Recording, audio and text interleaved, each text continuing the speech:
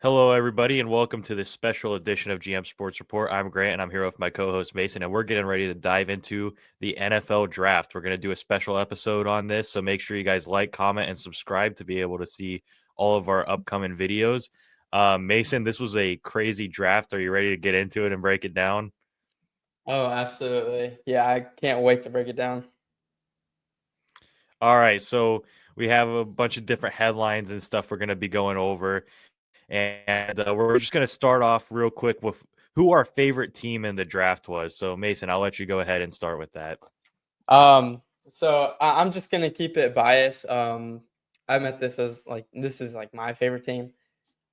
So I think that the Giants had absolutely the best draft that they've had in a long, long time. Last year we had a good draft, but this year it was insane. Giants picked up the best quality players at each pick of the draft. Abdul Carter goes without saying at number three. I don't think that was really any question. Dart was a shock to a lot of people, and the Giants traded back into the first round. I, for one, at first was upset with the pick, and then thinking about it, kind of letting it marinate for a little bit. I was very excited. We had a lot of extra picks that we got from compensation from like trading and stuff. So the Giants still ended up with 7 total picks. So you can't be upset with that. And it's a high risk, high reward kind of thing, in my opinion. Um, but letting Dart sit a year behind a guy who's won a Super Bowl like Russell Wilson, and people forget that Jameis Winston also went top three in his draft class, so he's very knowledgeable at the position, and he's a great player as well. Obviously he has stuff to clean up on, but I'm just very excited. Got a lot of key people, and yeah, like I said, easily one of the best drafts we've had in a long time. I'm gonna grade, this team or my team, and I'll give them an A minus. I think drafting a tight end in with the first pick of the second round was a little skeptical. We could have went like another corner or O lineman, but yeah. Yeah, I think the Giants actually did have a really good draft, so I agree with pretty much everything you said. So yeah, I like that. For favorite team, I guess I'll go over the Dolphins real quick since you went over the Giants. Yeah. Dolphins, I thought they had an okay draft. I mean, it was nothing crazy. They didn't do anything flashy, but I think that's okay at times. They kind of got positions of need, which I really prioritize over getting the flashiest player. So I like that. We got Hmm. big defensive lineman Kenneth Grant, drafted a big O line in the second round, which it looks like they could have got with their third pick. So I wasn't really sure with that trade up they made. That was a little shaky for me. I Yeah. really Ollie Gordon pick we made later in the draft, and Quinn Ewers was a big surprise to me. I wasn't really expecting Hmm. that. Now we have a pretty decent QB room. If Tua goes down again, we have, I don't know how good Zach Wilson will be, but Quinn Ewers, it's nice to have somewhat of a like potentially, talented quarterback to come into that QB room. I wouldn't give Yeah. anything easy for a grade for the Dolphins. I'd probably give them like a B. I think it was like just, Yeah. That's position, fair. some corners, we got a safety, we got some D line and some O line, so I can't really complain there. And yeah, I'm just gonna give him a B. But my favorite team in this Hmm. draft was the Chicago. I loved what they did.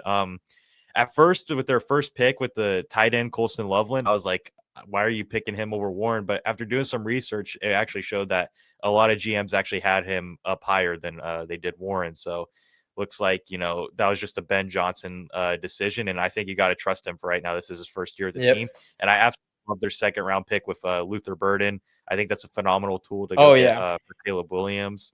And drafted one like a pretty good offensive lineman, a good defensive lineman. So I think their statement was for this draft, we're going to get Caleb Williams help, and it's time to see what he can really do because he showed glimpses last season.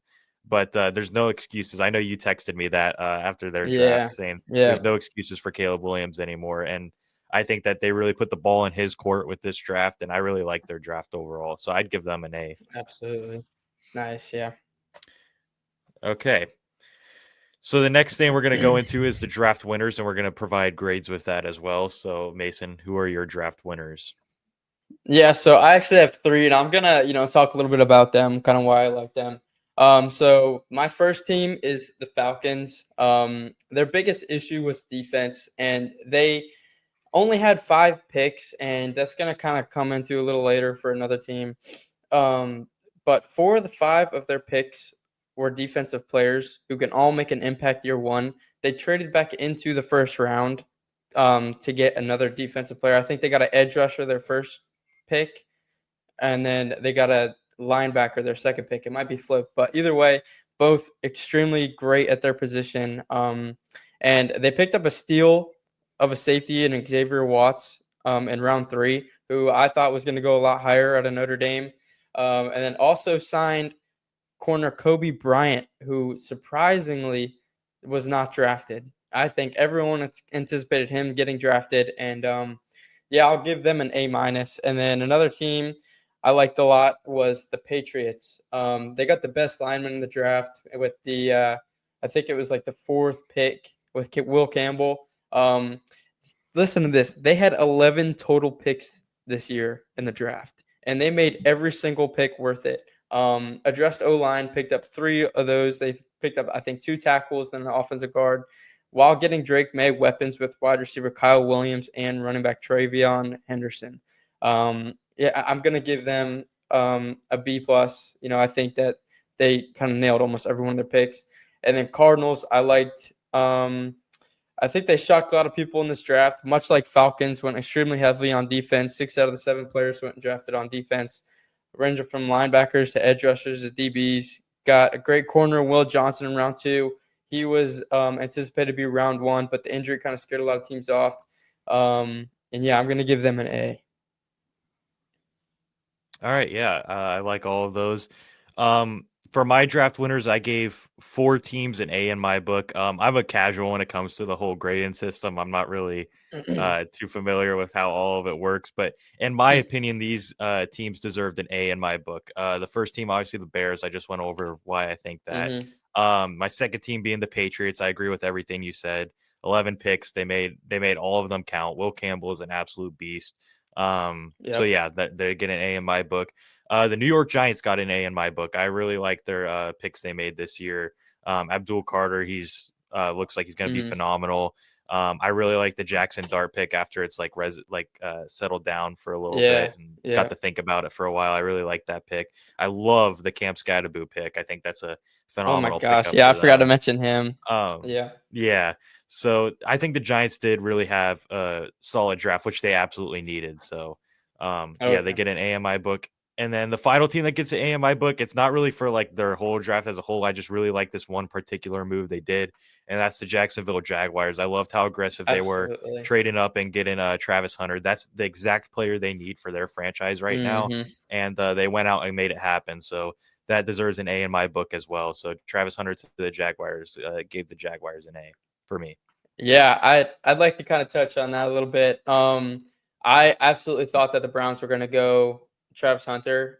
Jags, even Travis Hunter said that he hadn't talked to Jacksonville since the combine. And then here they are trading up to the 2nd overall pick to pick him. And I think that, it's really going to help define their team because, they cleaned house up top. New general manager, new coach. So I think this is, going to win the trust of a lot of their fans back. Yeah. I think this is the right player to have when you're like kind of stepping into this new era, I guess, for this team. So it'll be interesting to see how it plays out. All right. So now we just went over the winners, and now we're going to be going over the draft losers. So Mason, I'll let you go ahead and take that away.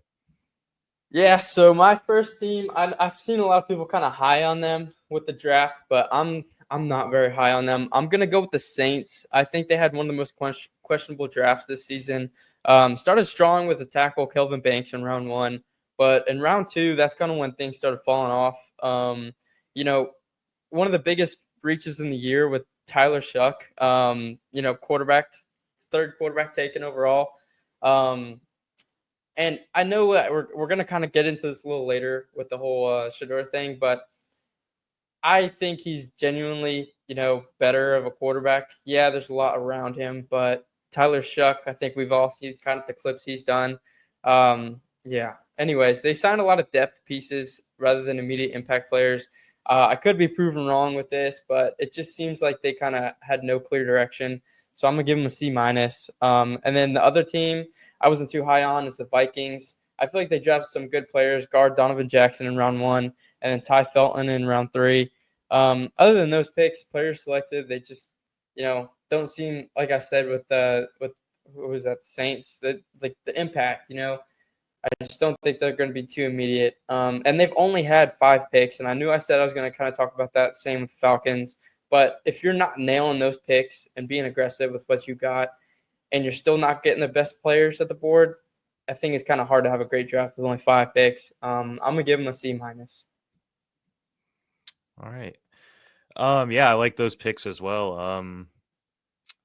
I don't really have too much to say because I don't know. I'm a lot more of a casual when No, it that's comes to the completely draft. fair. So, Yeah, but yeah. yeah, I think you hit the nail on the head. For my 2 losers, I also picked one that I think a lot of people are giving a really good grade out to that I just don't really see, and that's the Cleveland Browns. I don't really get their angle on what they were doing. They Mhm. drafted 2 running backs and 2 quarterbacks. Yeah. I get if like Nick Chubb is retiring, if that's like you're trying to, fill that void. Mhm. Um, but it just kind of felt like instead of plugging multiple holes, like they had a lot of holes going into this draft that they need to Oh fill yeah. out. And instead of doing that, they kind of just hardly filled any holes. Like, I mean, the Mhm. quarterbacks they got, I don't really know if they're gonna, maybe they step up and are, Yeah. those franchise guys. I think Shador probably has the more upside. But we'll Absolutely. see. And, I like the running back picks. I think that they drafted, I think Quinshawn Judkins is a really good running back, and I Oh think he's yeah. going to be really good. But I just feel like, maybe draft one running back and like sign a veteran if Mhm. Nick Chubb is retiring, you know what I mean? And try to fill in some Yeah. of these other holes. As far as the grading goes, I don't really know how to grade. Like I said, I just gave him a D Yeah. because Yeah. I just don't really see the vision that they had there. Um, Yeah. and then I had a second team. I went with the Pittsburgh Steelers. This was mainly because of their first round pick. Look, I get like you said, we're gonna get into the Shador stuff later, but I really feel like that was the pick there. Despite all the hate that Shador's been getting, Mhm. I feel like that was the right pick in the first round for them. It kind of just feels like they're settling on passing up on talent in this draft because they want a 41-year-old quarterback in Aaron Rodgers. And it just doesn't Yeah. seem like the right move to make if you want to be a franchise that wants to win. I feel like they passed up on a Yeah. lot of talent to kind of pursue Aaron Rodgers, who I don't know if he has much left in the gas tank. So from the outside looking in, that looks like kind of a mess, and it looked like they had a little bit of a messy Mhm. draft. So I went ahead and gave him a C for this Nice. draft. Yeah, I Those are my agree. I losers. definitely agree. The Cleveland Browns, I think, man, when they selected Shador, and it's round 5, they actually picked him. I know I wrote round 4 later, but it was round 5. Oh, okay.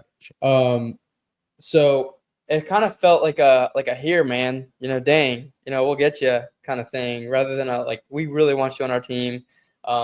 So it leaves a lot of questions, and it's sad that that's going to be the biggest thing that they're going to be talking about with that draft class. I completely agree with your running back take. 2 running backs, especially with Nick Chubb in the roster, is kind of questionable. If they just picked up Judkins, I think it'd be perfect. A great potential talent, and learning from a guy who might not get as much reps as before because of injury. That's another thing. So, splitting carries I think would have been a little bit better of an idea Hmm. rather than just picking up 2 running backs. So yeah. Yeah. Yeah, I agree with you 100%. So now what we're gonna do is go over our favorite pick of the draft. So I'll let you go ahead. Mhm. Yeah, I think you kind of mentioned a little earlier, and that's Luther Burden to the Bears. Bears have good receivers with DJ Moore and Rome Odunze, but Keenan Allen becoming a free agent this offseason, I think kind of opens up a role that they need filled. I think Luther Burden has great wide receiver 1 potential, and I think can really help out Williams a lot, kind of learning the system. And they got a very young team over there, and if they can get him on track, it'll be pretty scary. Further down the road. I don't know about immediate impact, but it'll definitely help out a lot. Yeah, I agree 100%. I think that he's a very talented prospect coming into the NFL. And like you said, just a great weapon to have. Caleb Williams, they're both on the same timeline now, so they'll be able to grow together. Um, Hmm. yeah, just a great pick, I think, for this Chicago Bears team. My favorite draft pick was Travis Hunter to the Jaguars. Like I said, I touched on it earlier. Yeah, I just think he's the guy you want for this franchise where it's at right now. They said he's going to be playing both offense and defense. I'm sure that'll change as the season goes when they find out Yeah, which they yeah. feel is he's more talented at.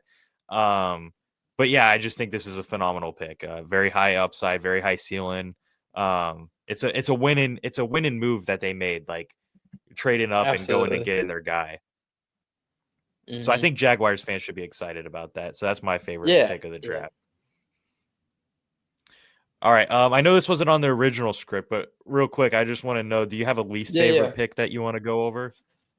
Yeah, I actually do. And It's Tyler Warren to the Colts. I love Warren. I think he'll produce very, very well over with the Colts. But the problem is there's so much uncertainty at quarterback. Um, I think it, like I said, I think it'll help with like yards and all that because he'll be a big body for them to kind of go for. But when you have Daniel Jones, you got Anthony Richardson, and I think they just picked up another quarterback too. Oh, they picked up Riley Leonard from Notre Dame. So they got three quarterbacks all in there. I'm sure Riley Leonard is not going to be competing for starting position, but it's just so much uncertainty, and I I wish we saw him kind of go to a more structurally set team. So yeah, Yeah. My least favorite pick, I forgot how to pronounce his last name. It's the quarterback from Louisville, Tyler Shuck, is it? Tyler Shuck. Is that how you pronounce? Yeah, yeah, yeah. Yeah. Yeah, that's my least favorite pick. Look, I do not understand that pick whatsoever. The dude is 25 years old, and he's had multiple severe injuries when I've done some research on Hmm. him. So I just don't get that pick whatsoever when there was plenty of other QBs still left in that draft. Like, even if you didn't want Shador, Milrow is still available. Obviously, Yep. Will Howard. I mean, I don't think that you should have made a pick for him that earlier, obviously. But there's just other QBs. Like, why would you go for him? I don't really see the vision there. So for me, that's my least favorite Yeah. pick in this draft. Yeah. Absolutely. All right, so now we're just going to be going over a couple of additional headlines.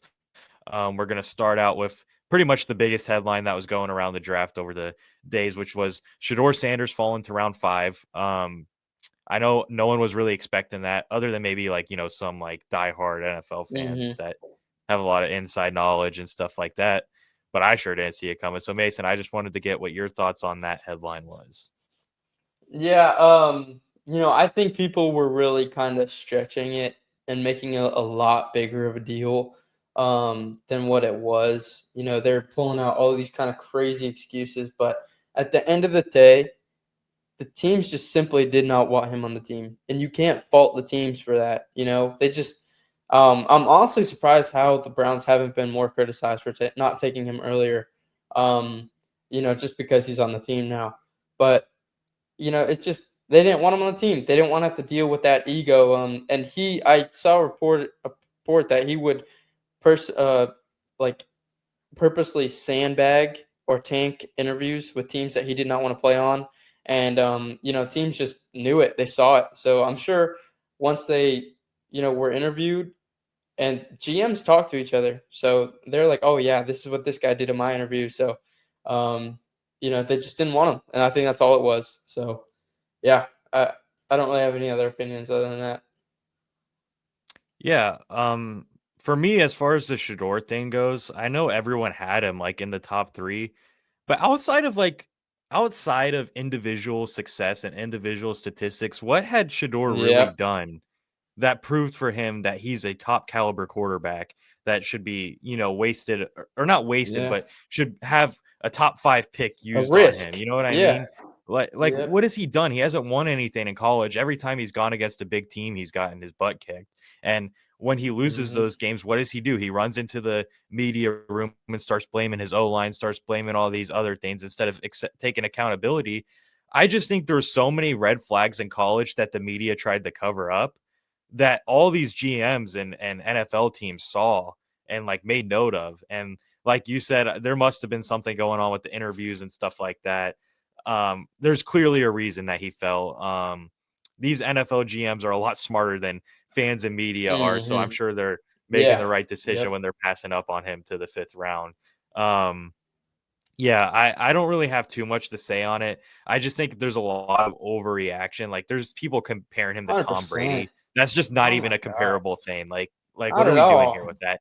And another thing, like I was kind of telling you about this on the first night of the draft. It's like these teams that need a quarterback are on, like, these coaches and GMs, they're on their last life. Like, if they don't hit a Mhm. home run with their pick of a quarterback, they're done. They're walking out the door. If Brian Dable goes and picks Shador Sanders, he's fired if it Yeah. doesn't work out. Yep. So why would you want to take the risk on a guy that clearly has such a huge ego, along with his father, who you know is going to be on the sideline all season long with his ego? Why would you want to really deal with that and risk that when he hasn't even proven he can win in big games? That's just my opinion on that. So yeah, I don't have too much to say. Maybe it'll work out. Maybe the Browns hit a home run and Mhm. everyone will regret not drafting him earlier. But I really think it's just like the media making it up like it's some huge deal, like that he didn't get drafted till late. But I just don't think a lot of NFL teams saw what they saw, and I think, like, yeah, I don't really get what the media is trying to like shape out here as far as Yeah. this whole thing, like comparing him to Tom Brady. That's ridiculous, but I Yeah, I digress. kind of want to touch on that really quick. Tom Brady, he came into the league round 699 pick. He had no hype to his name whatsoever. So when you have a guy, he's more of a Bo Callahan, in my opinion. Shador is. So I know it's not real, but like Tom Brady had no hype. He had to work for everything he got in his NFL career, and it shows. 7 Super Bowl rings later, and the greatest quarterback of all time. Shador's hasn't proven anything. I think he is 13-12 in his college career at Colorado. So I don't know. I don't know what else to say about that. And Dion, I saw an interview saying, "Yeah, I'm gonna," you know, he said something saying like, "Oh yeah, I'm not gonna allow my son to go to that team, especially the Browns." That was the one he said he didn't want him to go to. Funny enough, that's the only team that actually picked him. So yeah, that's kind of all Mhm. I have to really touch Yeah, on that. yeah. Well, that was pretty much the biggest headline from this draft. Another pretty Yeah, big yeah. headline also circulates with the team that took Shador, and that's the Cleveland Browns taking 2 quarterbacks.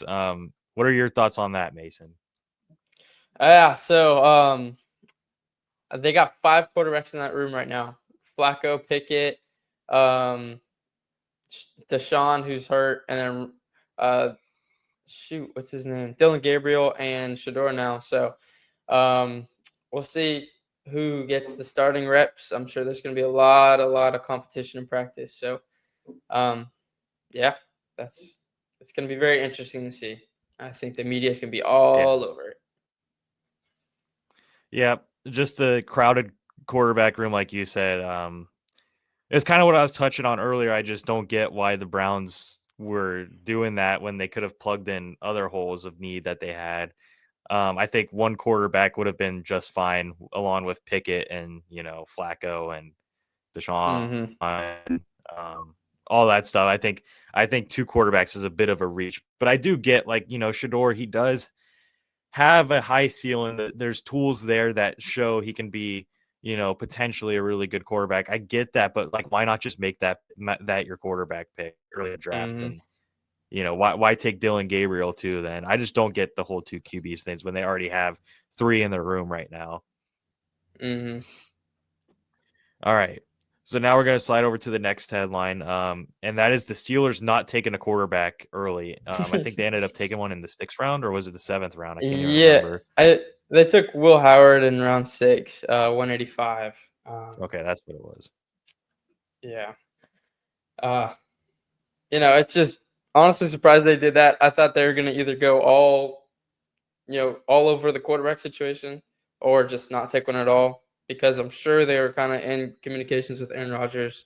Aaron was probably like, "Okay, yeah, I'll come with you guys if you guys don't take a quarterback. And them taking one as late as they did, it kind of mixes up the pot a little bit. I don't know if they're going to kind of let him develop underneath Aaron Rodgers if they do end up taking him.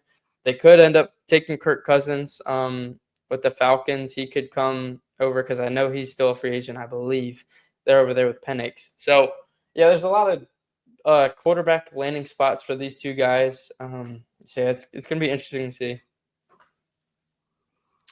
Yeah, I don't really take too much away from them taking Will Howard in the later rounds. I think they're still going to get Aaron Rodgers, and I think it's just going to be kind of like a mentor kind of year for him. They're going to have a mentor, Will Howard. I don't know how much Aaron Rodgers will like that, but I think it's a good pick to make if you're taking on Aaron Rodgers because you don't know how many more seasons he has left in the tank.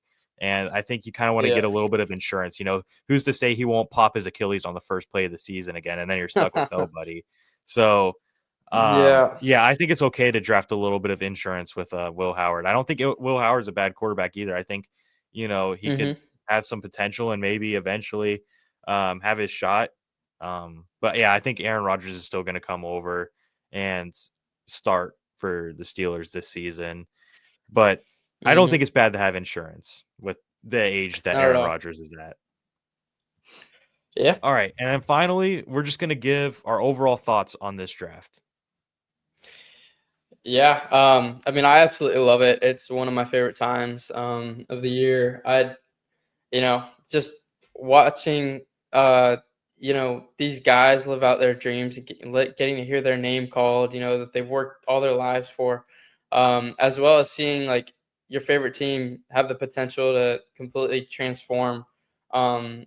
It's such a great experience as a fan and as a player or as a front office head coach, whatever. I think I love it. I thought it was probably one of the best drafts there have been in years with all the drama and everything going on. So I can't wait for camp to start. So yeah. Yeah, I pretty much agree with you. This is really the first draft that I've like really locked into. Outside of the top 10 picks, I usually like tuned it out of my head afterwards. This was the first time I really was like locking in and like paying attention to all the different rounds and stuff. I thought it was very enjoyable. Like you said, it's kind of interesting to see these teams and how they think and like trying to transform their team into, what they think is the best direction. And yeah, it was a very interesting draft, a lot of drama, like you said. And like you said, I'm ready for camp now. I'm ready to see all these headlines start to come into fruition and see what happens. Yep. All right. Well, that's pretty much going to wrap up this episode. So thank you guys for watching. Make sure you like, comment, and subscribe. And be on the lookout for our traditional weekly podcast that's going to be coming out, I think, the day after we post this. So just make sure you guys tune in for that. And yeah, this is Grant Mason. We're going to be signing off for now. Have a great week, everybody. Thank you, guys.